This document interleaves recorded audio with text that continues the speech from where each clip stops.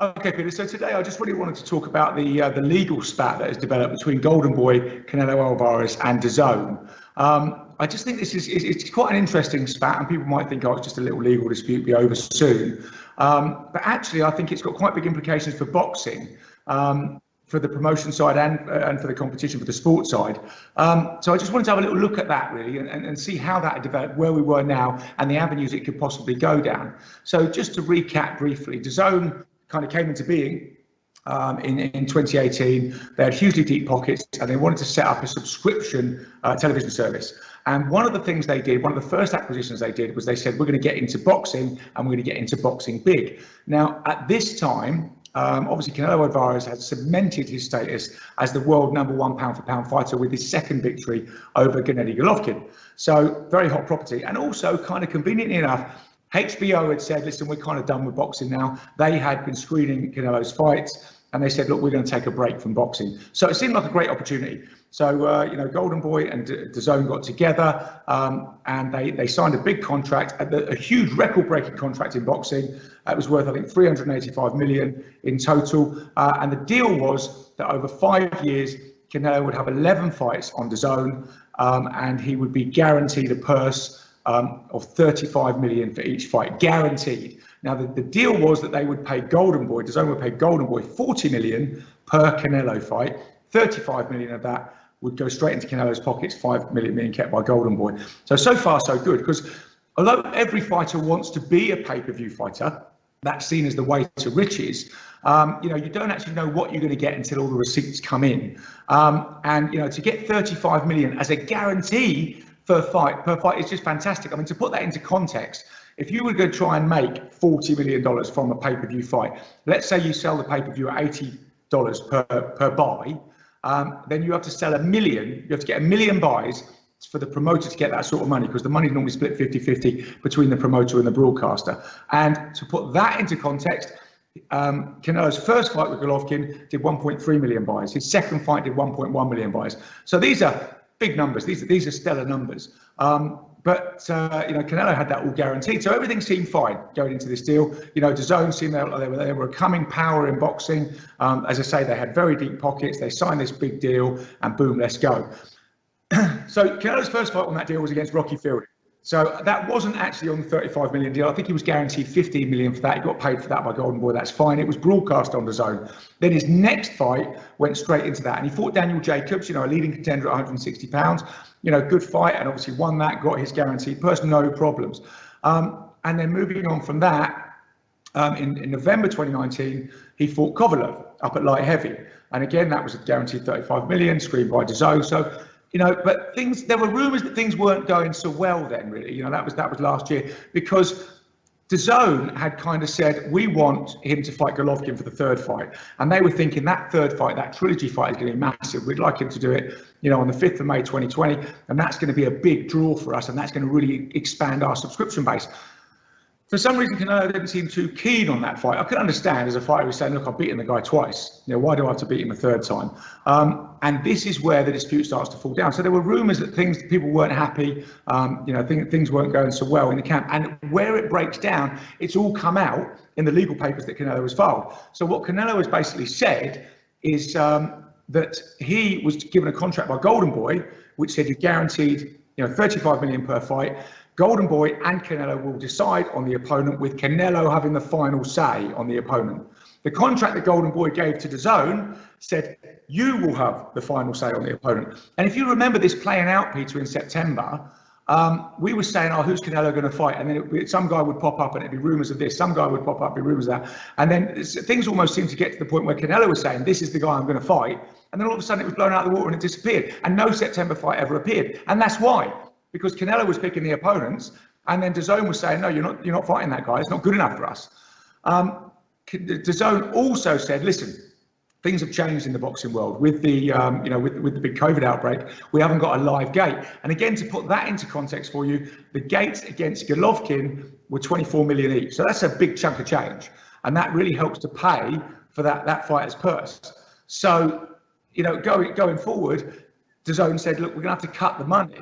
And at this point, Canelo said, hold on, we've got a contract. We've got a cast iron contract. In my contract, it says you will pay Golden Boy 40 million, 35 million, that comes to me. And, you know, it doesn't matter about the pay-per-view rights. It doesn't matter about anything else. I've got a guarantee from you. I've got a contract from you. So DAZN seems to have got out of this and said, no, we're not doing that. You know, we're not going to pay you that money. And Canelo has said, right, well, let's go legal then. So he's unhappy about those two things.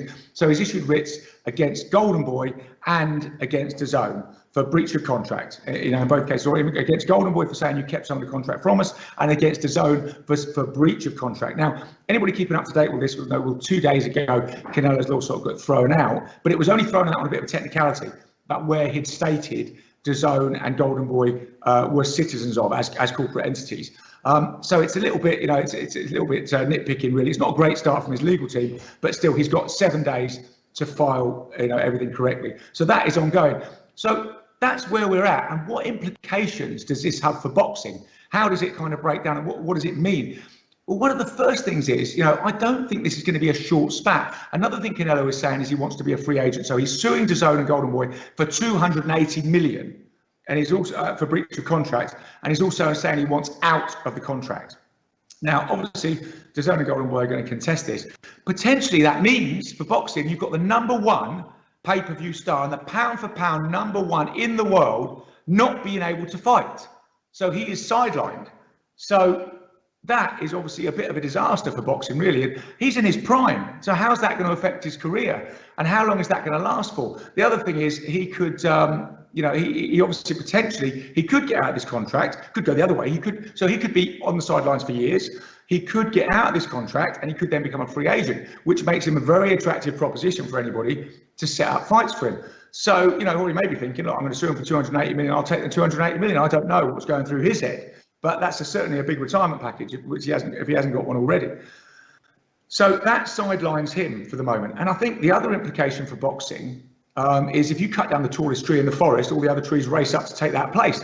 So there's a great opportunity for someone here to become the big pay-per-view #1 pound for pound. And interestingly enough, there's that great fight coming in October between Lomachenko and Lopez. And I think it changes the ramification of that fight. It's a great fight. It's an amazing fight. And Lomachenko deserves plaudits for demanding that he fights Lopez and taking a pay cut to fight Lopez. So the two leading guys at that weight are going to come together. But you know that Willie Monroe Jr. on this show, Peter, has already picked Lopez to win that fight. And now, what's on the plate for Lopez? Well, yes, he could beat Lomachenko. Then he'd beat the #2 pound for pound fighter in the world. Well, not anymore, because the #1 is tied up in legal wrangles. So he'd beat the #1 pound for pound fighter in the world. So he would be the #1 pound for pound fighter in the world. And not only that, Peter, the #1, you know, favourite son of the Mexican boxing fans is on the sidelines, is on ice. Okay, and what a fan base to have. I mean, everybody knows how passionate the Mexican fans are. Now, it could be Lopez could become the new, you know, the new sort of chosen one of those that Mexican fan base. And what clout does that give him then? So, you know, in a way, going into this fight, which is a great fight anyway, a wonderful fight, you know, you've all of a sudden, because of Canelo's sidelining, you know, for those two, there's more to play for, because Lomachenko would cement his place as world #1. But for Lopez, oh my God, you know, you could become not only the world #1 pound for pound, but the darling of the Mexican fight fans. And with Canelo sidelined, you're the one they all want to watch, and that would give you so much clout. So that's very interesting. And obviously, there's other fighters out there. You know, Gervonta Davis will be pushed to the fore by, you know, by Mayweather promotions, and lots of other fighters will want to take that crown of the #1 pound for pound biggest draw that Canelo is kind of vacating by going into this legal limbo. I think for boxing as well, it's interesting because DAZN seems to have done something that the last thing a big corporate entity wants to do. They're going to be seen to be not carrying through on their promises. They have great excuses with the coronavirus pandemic and everything else. But this spat has become very public. Now, you know, if we look back in boxing history, obviously Showtime and Floyd Mayweather, they had some arguments over their massive previous biggest deal ever, 6-fight deal with Mayweather. And, you know, maybe Showtime weren't happy with Andrew Berto. Maybe they weren't happy with Robert Guerrero, even though, you know, they did obviously get Canelo and they did get Pacquiao in the end. But those arguments, although there were rumours, were very much behind closed doors. The relationship stayed firm. And obviously when Mayweather came back to fight McGregor, he went to Showtime, you know, as his his partner of choice. So, you know, kind of in a way, that's how you do it, you know. And the fact that DAZN are now having this very public argument with the #1 leading figure in boxing makes you think, well, what other fighters are going to want to go over there? Because if they sign a contract, it's not a cast iron contract.